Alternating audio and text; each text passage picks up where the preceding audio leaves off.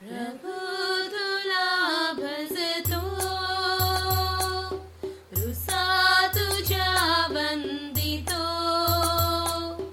तव पुनरुत्थानाच्या स्तवना भाव भरे गातो. वाट सुखाची जगताला, ताविलीसी जगपाला, कृसी अर्पुणी प्राणाला, हे मनी नित्य स्मरतो. प्रभु रे वल्लभ कृपा दृष्टी, आम्हावरी करी दया वृष्टी. आमच्या पती उजळ ज्योती. क्रूसाच्या वाटेची भक्ती. पिता, पुत्र आणि पवित्र आत्मा यांच्या नावे आमेन. आरंभीची प्रार्थना. हे प्रभू परमेश्वरा, आम्ही तुझी स्तुती करतो. आम्ही पापी मानवांसाठी क्रूसावर जीवन अर्पण केलेल्या प्रभू येशू ख्रिस्ता, आम्ही तुझे आभार मानतो. तू आम्हावर प्रेम केले, तेही शेवटपर्यंत केले.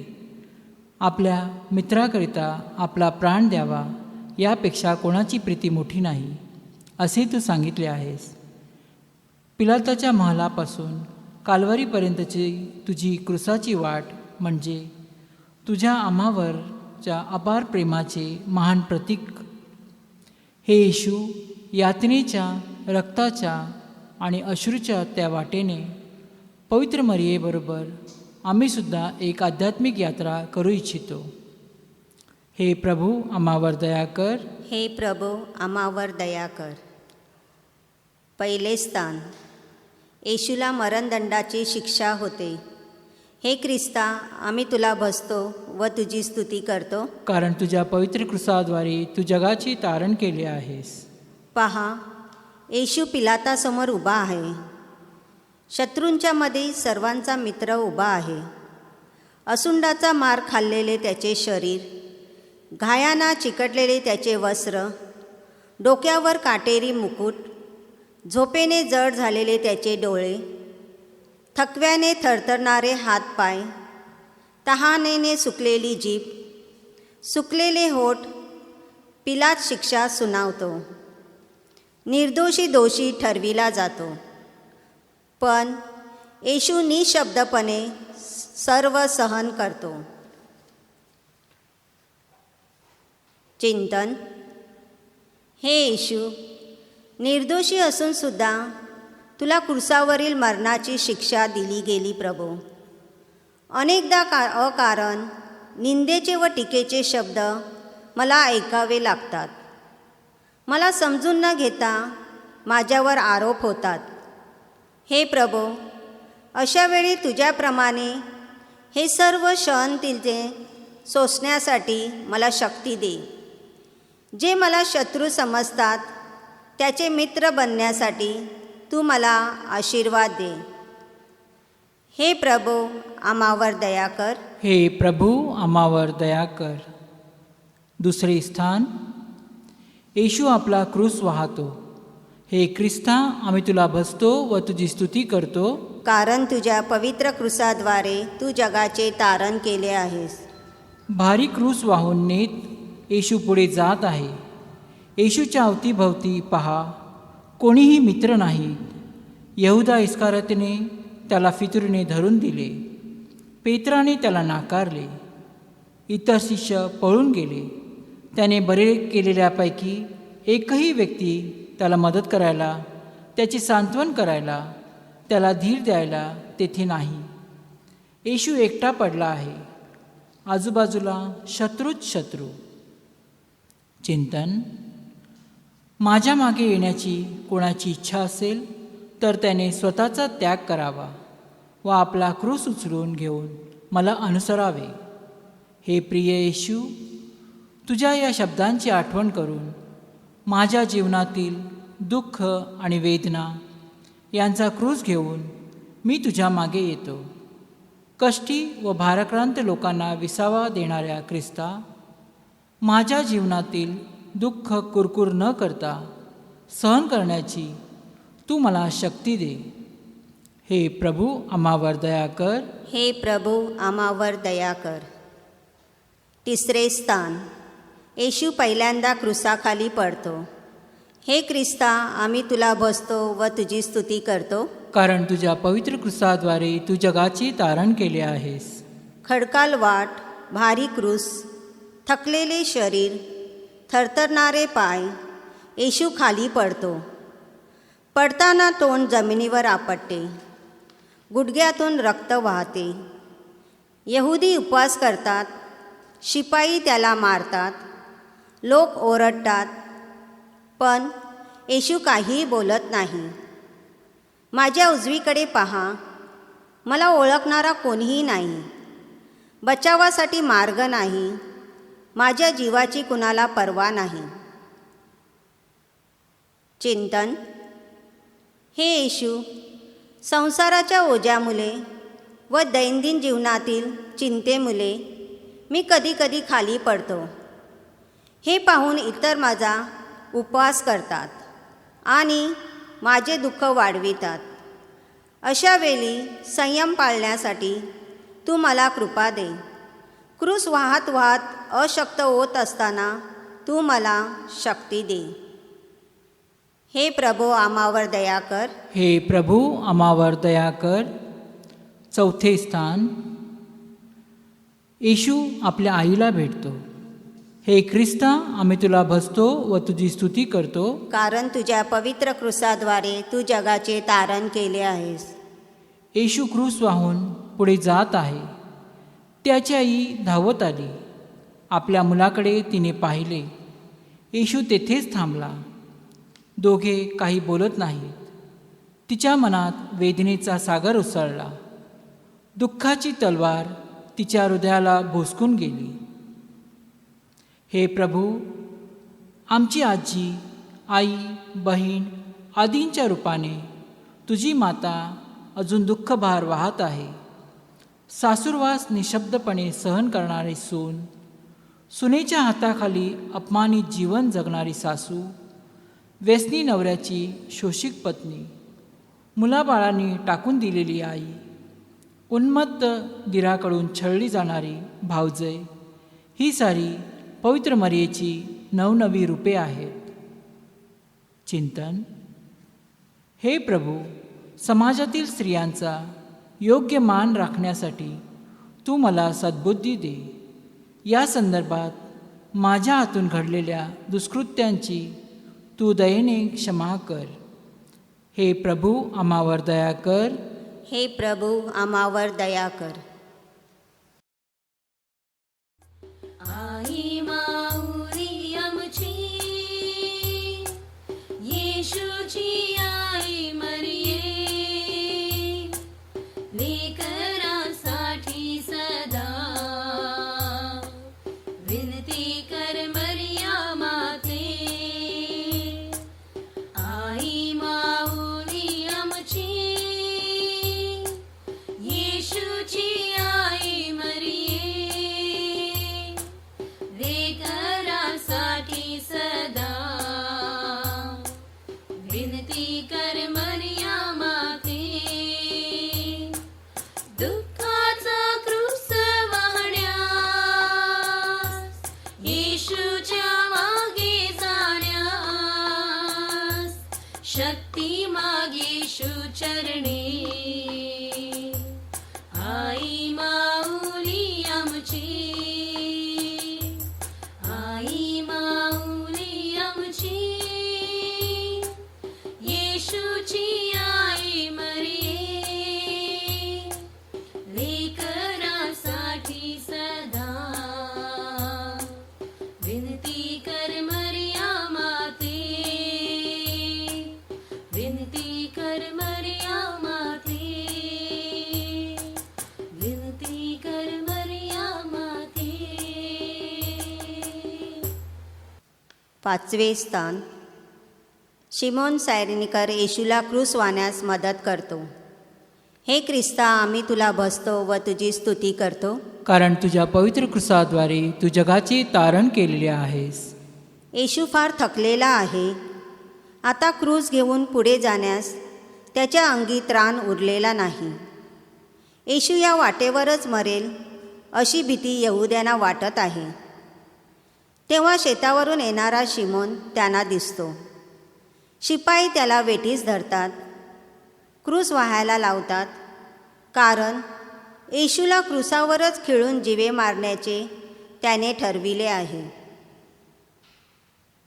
चिंतन.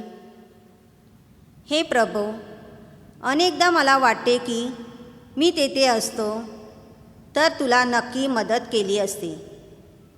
करशील जे गरिबासाठी, होईल ते मजसाठी. हे प्रभो, तुझ्या या वचनाची आठवण मला सतत असू दे. माझ्या आजूबाजूला राहणाऱ्या लोकांमध्ये तुझे रूप पाहून त्यांना मदत करण्यासाठी मला सदा प्रेरणा दे. तेव्हा मी पण शिमोनासारखा आशीर्वादित होईन. हे प्रभो, आम्हावर दया कर. हे प्रभू, आम्हावर दया कर.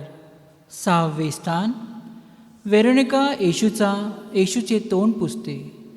हे ख्रिस्ता, आम्ही तुला भजतो व तुझी स्तुती करतो, कारण तुझ्या पवित्र क्रूसाद्वारे तू जगाचे तारण केले आहेस. येशूचा चेहरा रक्ताने विद्रूप झाला आहे. शिष्य भिवून पळून गेले आहेत. येशूचे अनेक मित्र हे पाहून दूर उभे आहेत. अशावेळी वेरोनिका नावाची स्त्री मोठ्या धैर्याने पुढे येते. लोक काय बोलतील याची पर्वा न करता ती येशूचा चेहरा पुसते. चिंतन. हे प्रभू, गरीब लोकांकडे त्यांच्या झोपडीत जाऊन त्यांना मदत करण्याचा विचार अनेकदा माझ्या मनात येतो. पण लोक काय म्हणतील हा अहंकारी विचार मला काही करू देत नाही.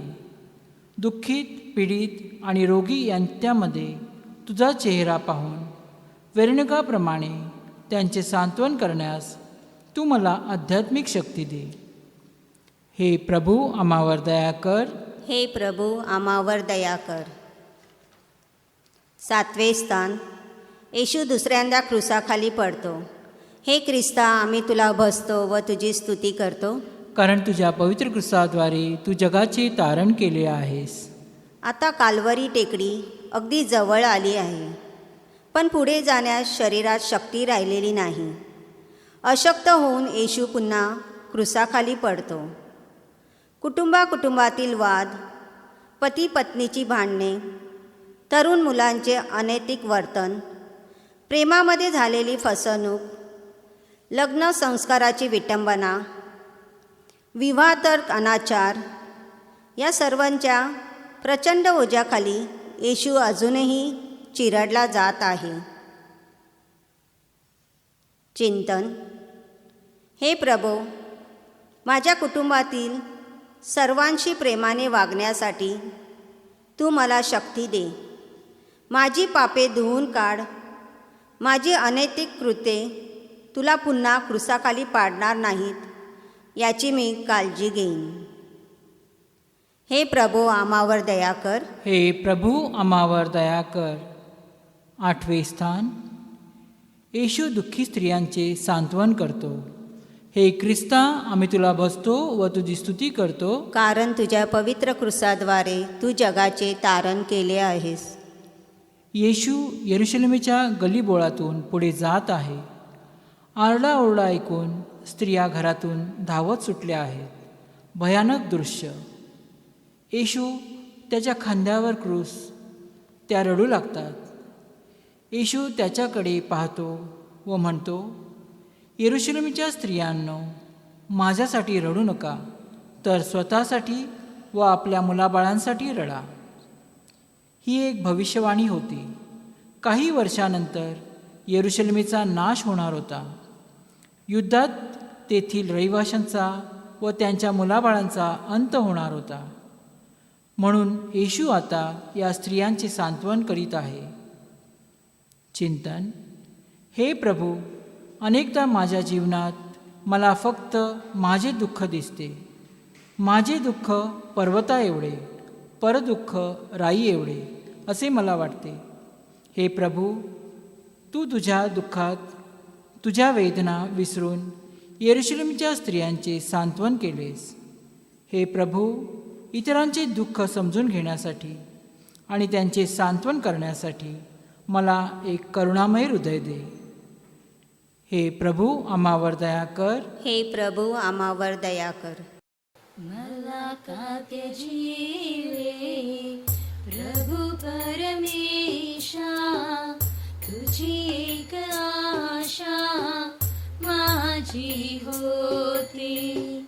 मला का त्यजीले प्रभू परमेशा, तुझी एक आशा माझी होती. हा केला तू माझ्या देत नाही साद, कायमी प्रमाद केला सांग. उजेड असता तुझ पुकारितो, पर्या भेरितो मजला का. मला का त्यजिले प्रभू परमेशा, तुझी एक आशा माझी होती. मला का त्यजिले प्रभू परमेशा, तुझी एक आशा माझी होती. 9वे स्थान. येशू तिसऱ्यांदा क्रुसाखाली पडतो. हे ख्रिस्ता, आम्ही तुला भजतो व तुझी स्तुती करतो. कारण तुझ्या पवित्र क्रूसाद्वारे तू जगाचे तारण केले आहेस. चापकाचा मार, रणरणते ऊन, भारी क्रूस, थकलेले शरीर, येशू पुन्हा क्रुसाखाली पडतो. चिंतन.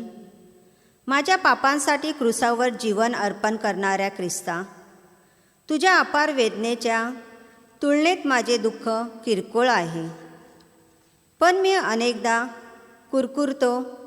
एक दुःख संपले की लगेच दुसरे दुःख कोसळते.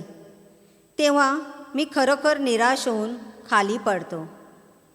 हे प्रभू, जीवनातील दुःखात निराश न होता तुझ्याप्रमाणे धैर्याने व आशेने माझा क्रूस घेऊन पुढे जाण्यास तू मला शक्ती दे.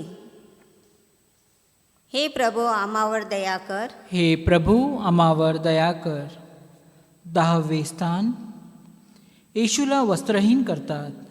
हे ख्रिस्ता, आम्ही तुला भजतो व तुझी स्तुती करतो. कारण तुझ्या पवित्र क्रूसाद्वारे तू जगाचे तारण केले आहेस. क्रूसाची वाट काल्वारी येथे पोहोचली. तेथे त्याला बोळ मिसळलेला द्राक्षरस प्यायला दिला, पण त्याने तो घेतला नाही. येशूचा अंगरखा बिनशिवणीचा असून वरपासून खालपर्यंत अखंड विणेचा होता. तेव्हा शिपाई आपसात म्हणाले, हा नको फाडायला, यावर चिठ्ठ्या टाकू व बघू कोणाला मिळतो ते. आपण पापकृत्याद्वारे अजून येशूला समाजापुढे विवस्त्र करीत नाहीत का? चिंतन. जखमांना चिकटलेले वस्त्र ओढून काढताना अपार वेदना सोसलेल्या ख्रिस्ता, माझ्यातील पापी अशा जुन्या मानवाला त्याच्या कृत्यासह काढून टाक. तुला धारण करण्यासाठी तू मला मदत कर. सत्कृत्यांचे वस्त्र परिधान करून या जगात जीवन जगण्यासाठी तू मला शक्ती दे. हे प्रभू, आम्हावर दया कर. हे प्रभू, आम्हावर दया कर. 11वे स्थान. येशूला क्रूसावर खेळले जाते. हे ख्रिस्ता, आम्ही तुला भजतो व तुझी स्तुती करतो. कारण तुझ्या पवित्र क्रूसाद्वारे तू जगाचे तारण केले आहेस. येशूला क्रूसावर झोपविण्यात आले. त्याच्या हातापायांना खिळे ठोकण्यात आले. त्या जखमातून रक्त वाहू लागले. असहाय्य वेदना, पण येशूने कुरकुर केली नाही. हे पित्या, तुझी इच्छा पूर्ण होवो ही त्यांच्या मनातील प्रार्थना. चिंतन.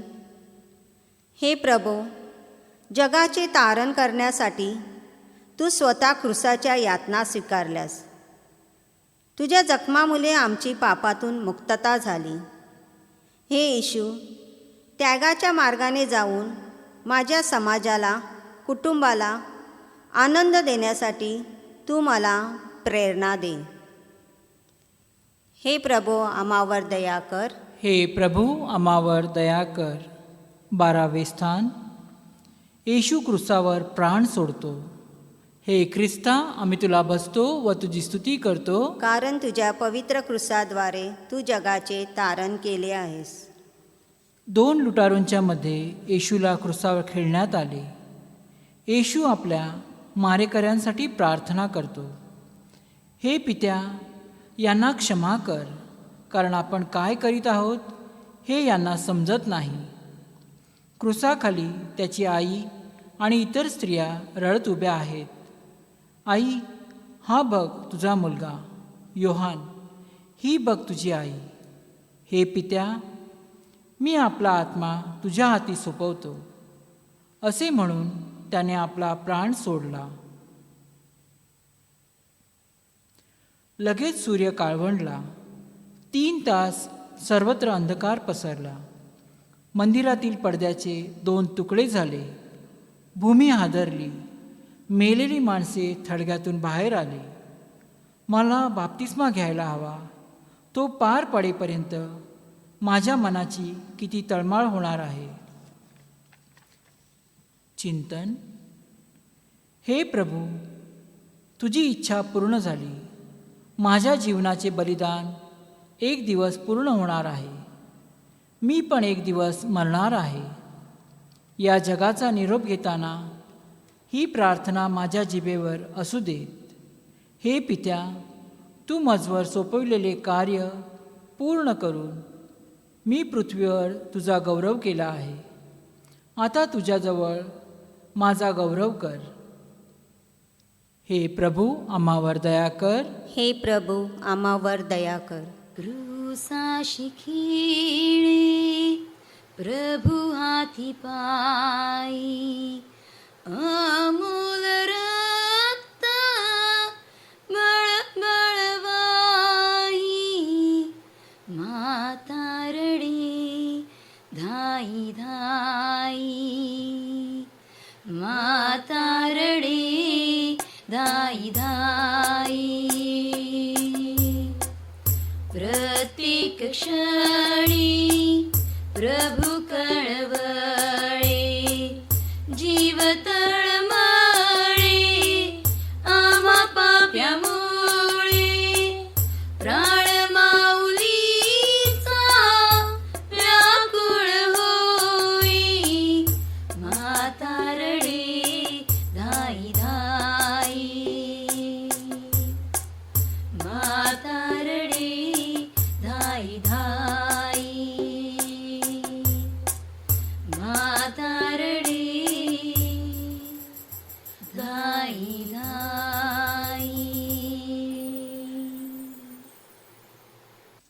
13वे स्थान. येशूचे मृत शरीर पवित्र मरियेच्या मांडीवर ठेवतात.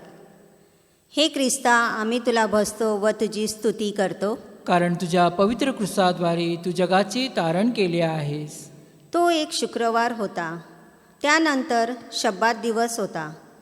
तेव्हा मृतदेह क्रूसावरून राहू देणे यहुद्यांना नको होते, कारण तो शब्बात दिवस विशेष महत्त्वाचा होता. म्हणून क्रूसावरील व्यक्तीचे पाय मोडण्यात यावे आणि त्यांचे देह उतरून घेण्यात यावेत, अशी त्यांनी पिलाताला विनंती केली. तेव्हा शिपायांनी येशूच्या बरोबर खिळलेल्या दोघांचे पाय मोडले. पण येशू मृत्यू झाल्याचे आढळल्यामुळे त्यांचे पाय मोडले नाहीत. पण शिपायातील एकाने त्यांच्या कुशीत भाला भोसकला. तेव्हा तेथून पाणी व रक्त वाहू लागले. नंतर येशूचे मृत शरीर क्रूसावरून उतरवून त्याच्या आईच्या मांडीवर ठेवले. चिंतन. हे पवित्र मरिये, तुझ्या बाळाचे मृत शरीर हाती घेताना तू दुःखाने व्याकुल झालीस. गोठ्यापासून काल्वरीपर्यंतच्या एक एक घटनाची तुला आठवण झाली.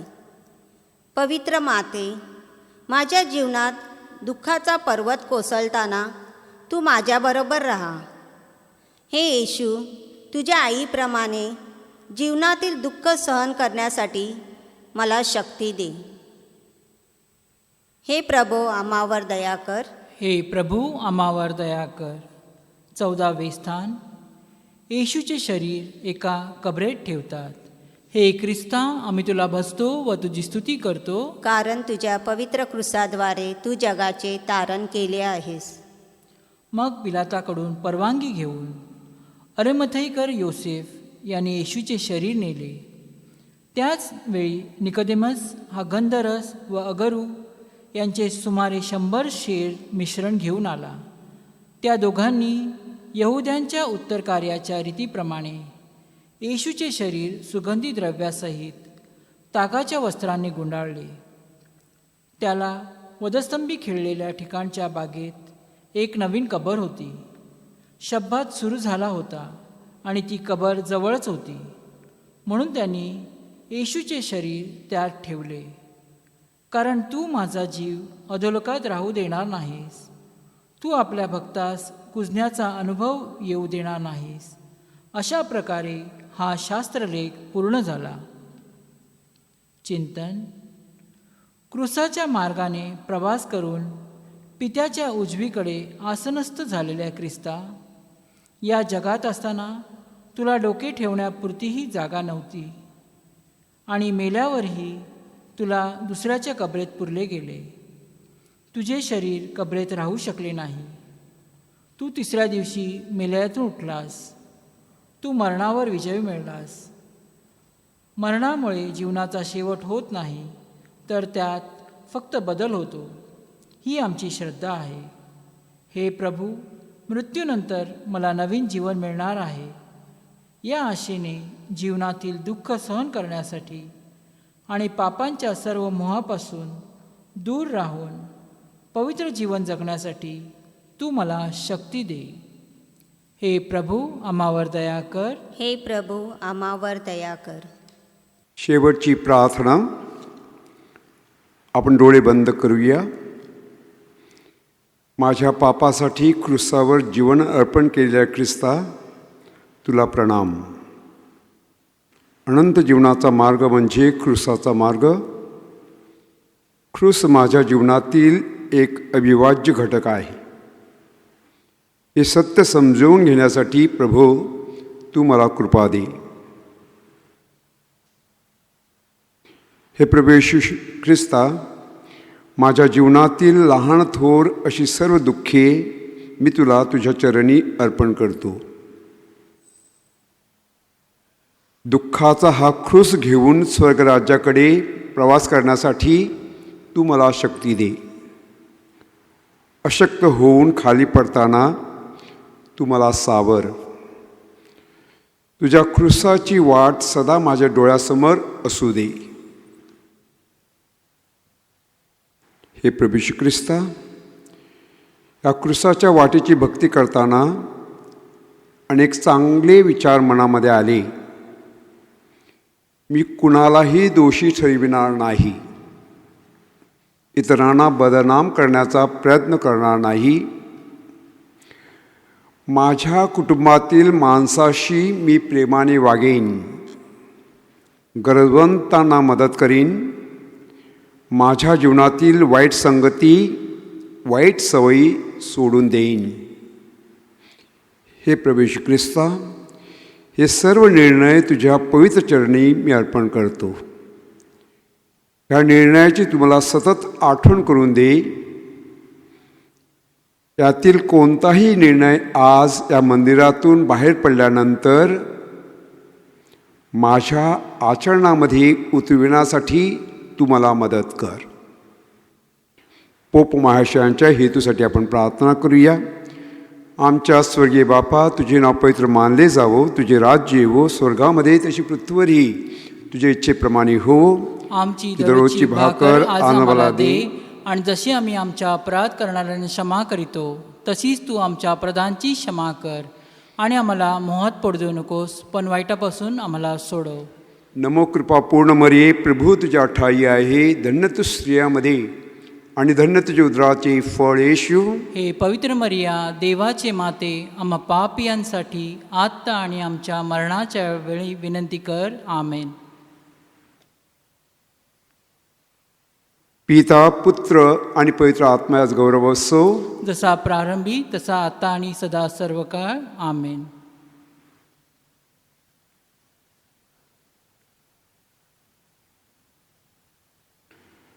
प्रभू ख्रिस्ताच्या दुःख सहनाच्या, मरणाच्या व पुनरुत्थानाच्या कृपेने ह्या क्रिस्ताने आम्ही तुम्हाला आशीर्वादित करत आहोत. पिता, पुत्र आणि पवित्र आत्मा तुम्हास आशीर्वाद देवो. आमेन. प्रभू तुम्हा बरोबर असो. संत मार्कच्या शुभवर्तमानातून घेतलेले वाचन. तुम्ही जेव्हा जेव्हा प्रार्थना करावयास उभे राहता तेव्हा तेव्हा तुमच्या मनात कोणाविरुद्ध काही असेल तर त्याची क्षमा करा, अशासाठी की तुमच्या स्वर्गातील पित्यानेही तुम्हाला तुमच्या अपराधांची क्षमा करावी. परंतु तुम्ही जर क्षमा करणार नाही तर तुमच्या स्वर्गातील पिताही तुमच्या अपराधांची क्षमा करणार नाही. प्रिय बंधू भगिनीनो, ऑस्ट्रेलियामध्ये एक 22 वर्षाची मुलगी होती. तिच्या आईवडिलांना त्यांच्या लग्नानंतर ती 16 वर्षानंतर झालेली मुलगी होती. त्यांचं तिच्यावर खूप प्रेम होतं. ती नोकरी करत होती आणि एके दिवशी संध्याकाळी उशीर झाल्यामुळे त्यांच्या घराजवळच्या रस्त्याजवळ एक बाग होती. त्या बागेमधून त्यांच्या घरी जाण्यासाठी एक शॉर्टकट होता. तर तिने तो शॉर्टकट घ्यायचा विचार केला, कारण उशीर झाला होता. ती त्या रस्त्याने बगीच्यामध्ये शिरली. तिला जाणीव झाली की तिथे दुसरं कोणीच नाही. आणि ती चालत असताना काही वेळानंतर एका तरुण माणसाने तिला पकडलं व तिच्यावर बलात्कार केला. ज्या वेळेला त्याच्या लक्षात आलं की तिने आपल्याला ओळखलेलं आहे, त्यावेळेला त्याने तिचा खून केला. त्यानंतर मग चौकशी सुरू झाली. त्याला पकडण्यात आलं, परंतु पुरेसा पुरावा नसल्यामुळे तो सुटला. आणि मग तो तिथे समाजामध्ये हिंडत फिरत असे. तिच्या आईवडिलांना ते खूप जड जात असे. ह्याने आपल्या मुलीवर अत्याचार करून तिला ठार मारलेला आहे आणि ह्या असा काही शिक्षा न होता फिरत आहे. त्यामुळे त्यांच्या मनामध्ये त्याच्याविषयी खूप राग आणि सुडाची भावना नेहमी असे.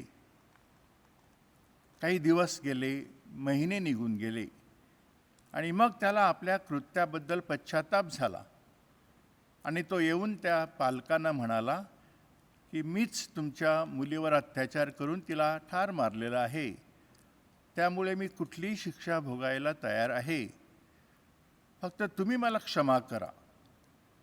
परंतु ते म्हणाले की तुला आमच्याकडून कधीच क्षमा मिळणार नाही. आम्ही आता काही तुझ्या विरुद्ध तक्रार वगैरे करणार नाही, परंतु तुला क्षमा मात्र देणार नाही.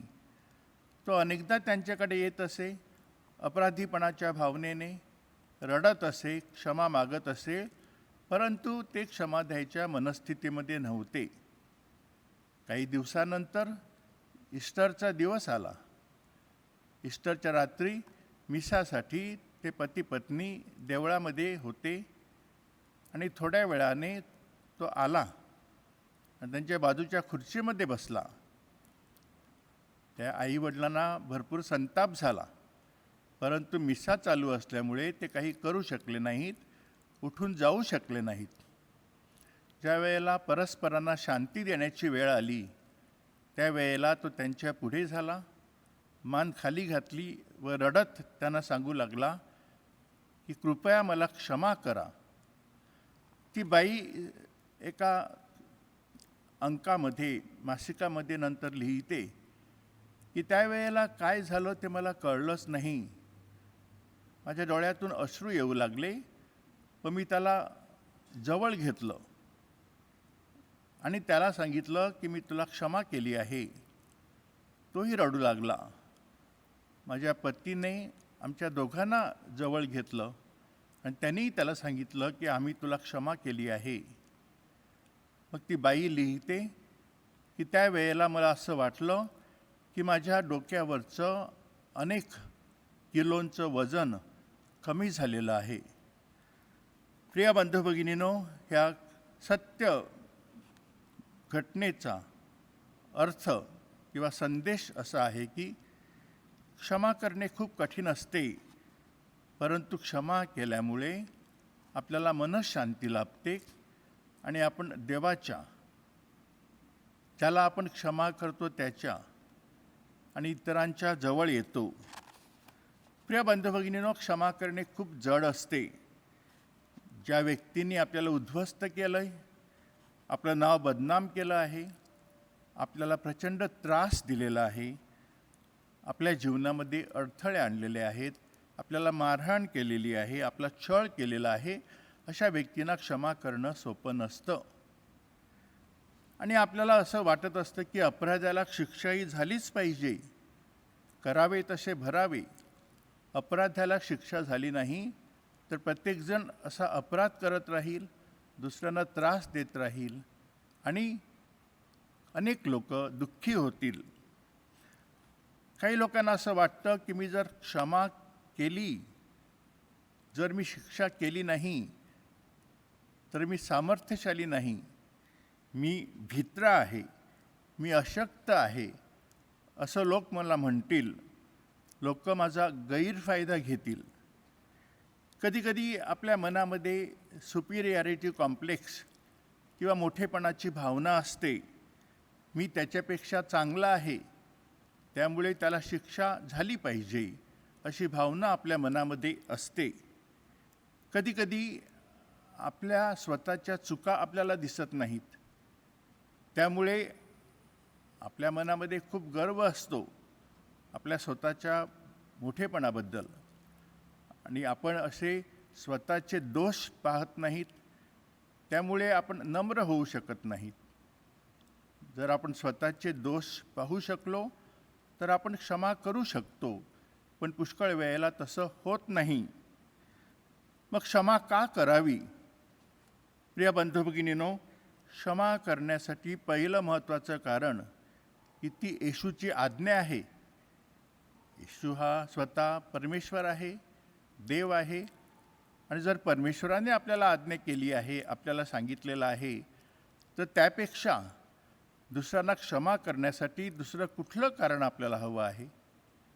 कारण परमेश्वर आपलं सर्वस्व आहे आणि त्यामुळे त्याचं ऐकणं हे आपल्यासाठी महत्त्वाचं व गरजेचं आहे. दुसरं कारण म्हणजे येशूने स्वतः क्षमा केली आहे. ज्या लोकांनी त्याला ठार मारलं, क्रूसावर खिळलं, त्यांना क्षमा करताना तो म्हणाला, बापा त्यांना क्षमा कर, कारण ते काय करतात ते त्यांना ठाऊक नाही.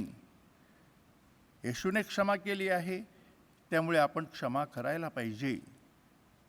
तिसरं कारण ह्या शुभ वर्तमानामध्ये आपण वाचलेलं आहे की जर आपण क्षमा केली तर स्वर्गीय पिता आपल्याला क्षमा करील, जर आपण क्षमा केली नाही तर स्वर्गीय पिताही आपल्याला क्षमा करणार नाही. त्यामुळे आपल्याला क्षमा मिळावी अशी आपली इच्छा असेल तर आपण क्षमा करायला तयार असलं पाहिजे. क्षमा केल्यामुळे आपल्याला मनःशांती लाभते, आपलं मन शांत होतं. ज्या वेळेला आपल्या मनामध्ये सुडाची, द्वेषाची, रागाची भावना असते, त्यावेळेला आपला रक्तदाब, ब्लड प्रेशर वाढतं, आपलं डायबिटीस वाढतं, आपलं मन शांत राहत नाही. पण ज्या वेळेला आपण या भावना काढून टाकतो आणि मनामध्ये शांतीची, प्रेमाची, क्षमेची भावना निर्माण करतो, त्यावेळेला आपलं शरीरसुद्धा चांगलं राहतं. एक प्रयोग तुम्ही करू शकता.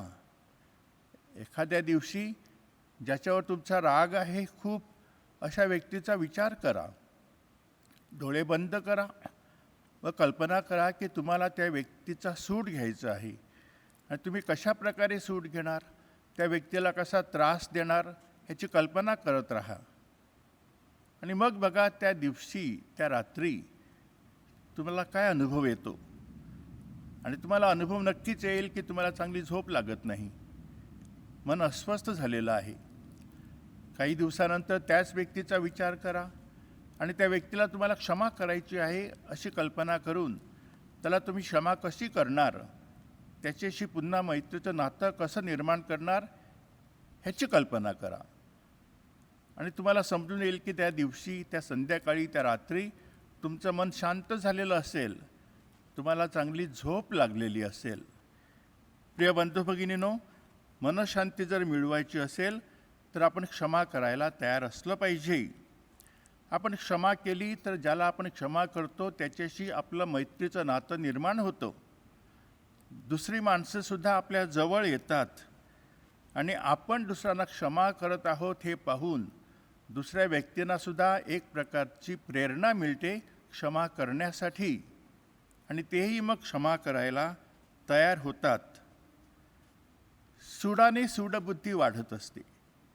एका चित्रपटामध्ये एक सुंदर असा प्रसंग आहे. काही मित्र असतात, त्यांची एक मैत्रीण असते, ती वार्ताहर असते. ती तिथल्या समाजातल्या काही बिल्डर्स आणि काही श्रीमंत लोक जे खूप वाईट गोष्टी करून पैसा कमावत असतात, लोकांना त्रास देत असतात, त्यांच्याविषयी पेपरमध्ये लिहायला सुरुवात करते.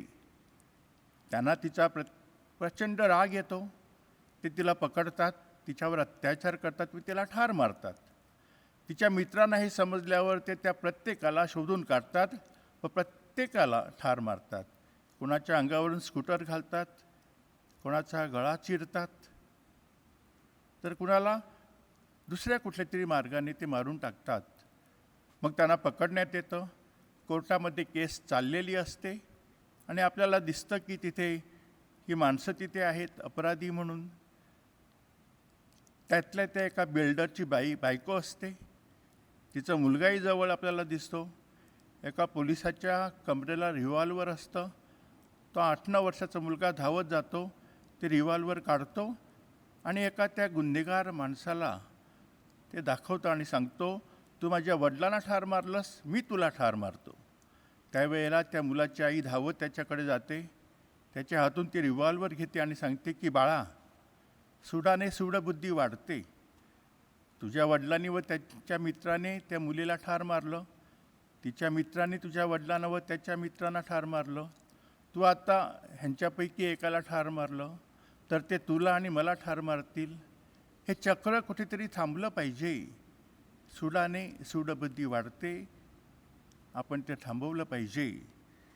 प्रिय बंधू भगिनीनो, आणि शेवटी क्षमा करणे हे सामर्थ्याचं लक्षण असतं.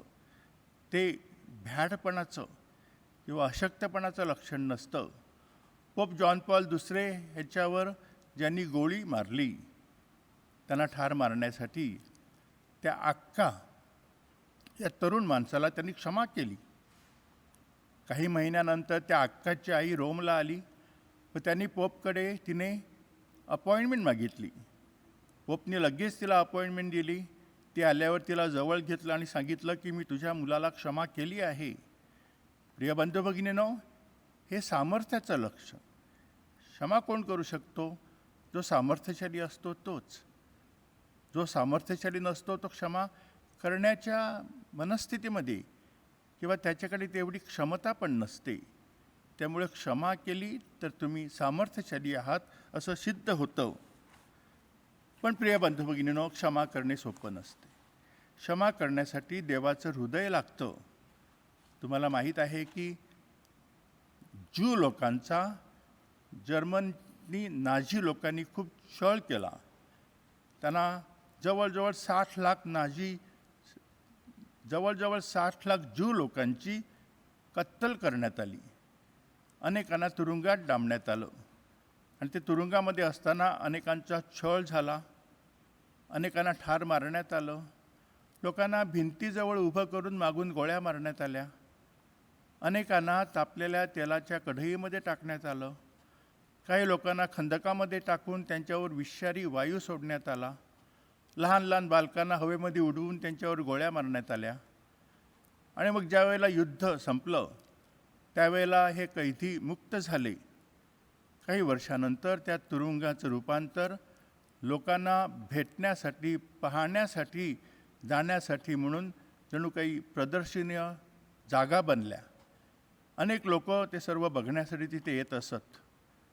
असंच एकदा काही माणसं ते बघण्यासाठी आलेली होती आणि त्यावेळेला ते सर्व बघत असताना थोडासा काळोख होता आणि लोक बॅटरीच्या प्रकाशामध्ये भिंतीवर जे जे काही लिहिलेलं होतं ते वाचत होते.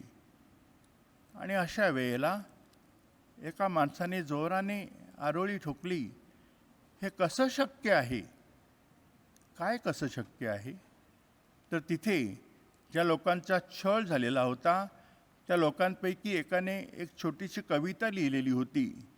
ती कविता वाचल्यानंतर त्या माणसाने त्याला ह्या लोकांचा छळ कसा झाला होता त्याविषयी त्याने ऐकलं होतं, वाचलं होतं. त्याने ती आरोळी ठोकली होती. असं त्या कवितेत काय होतं? त्या कवितेमध्ये होतं, सर्व प्रकारची संकटे व वेदना दूर होवत, सर्व लोकांना शांती लाभो आणि ज्या नाझी सैनिकांनी आमचा छळ केलेला आहे त्यांना परमेश्वर क्षमा करो. प्रिय बंधू भगिनींनो, खरंच क्षमा करण्यासाठी देवाचं हृदय लागतं आणि आपल्या सर्वांना हे देवाचं हृदय मिळावं हीच माझी आपल्यासाठी प्रार्थना व सदिच्छा. जय जय जय जय ईशाला, गाऊ त्याच्या स्तवनाला. जय जय जय जय ईशाला, गाऊ त्याच्या स्तवनाला. भक्ती भावे चला नमूया भाकरवासी ख्रिस्ताला.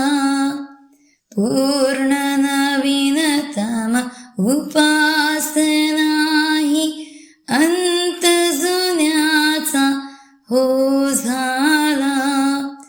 ग्रहण इंद्रिया हे गूढ गोचर केवळ श्रद्धेला. गोचर केवळ श्रद्धेला. जय जय जय जय ईशाला, गाऊ त्याच्या स्तवनाला. जय जय जय जय ईशाला, गाऊ त्याच्या स्तवनाला. Prayer for Mumbai and India. Our Father in heaven, hallowed be thy name. Thy kingdom come. Thy will be done on earth as it is in heaven. Give us today our daily bread, and forgive us our trespasses, as we forgive those who trespass against us. And lead us not into temptation, but deliver us from evil. Amen. Hail Mary, full of grace, Lord is with you. Blessed are amongst women. Blessed fruit of thy womb, Jesus. Holy Mary, Mother of God, pray for us sinners, now and the hour of our death. Amen. Glory be to the Father, and to the Son, and to the Holy Spirit. As was beginning, is now, and shall be, world down. Amen. O God, whose will is that all men be saved and come to the knowledge of your truth, send, we beseech you, laborers into your harvest, and grant them grace to speak your word, trusting in you. May your message be heard by all and joyfully accepted, so that all nations may know you, the one true God, and Jesus Christ, whom thou hast sent, your Son, our Lord, who lives and reigns with you in the unity of the Holy Spirit, one God, forever and ever. Amen. Our Lady, Patroness of India, Pray for us. St. Thomas, Apostle of India, Pray for us. St. Francis Xavier, St. Gonzalo Gracia, Patroness of the Archdiocese, Pray for us. St. Teresa of the Child Jesus, Patroness of the Mission. Pray for us. Let us pray. O God, in a wonderful sacrament, has left unto us the memorial of your passion, grant, we beseech you, that we may so venerate the sacred mysteries of your body and blood, as to experience continually within ourselves the fruit of your redemption, who lives and reigns in the unity of the Holy Spirit, one God, forever and ever. Amen.